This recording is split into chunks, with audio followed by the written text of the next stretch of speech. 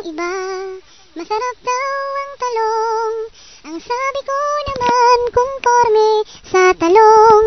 May tunay na talong at may peking talong.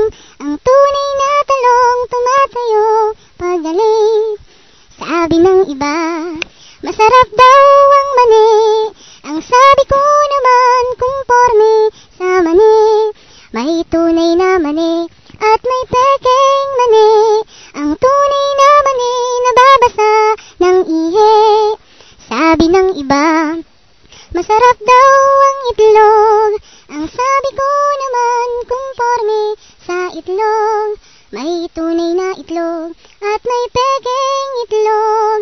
Ang tunay na itlog kumakalog, may buhok. Sabi ng iba, masarap daw ang gata.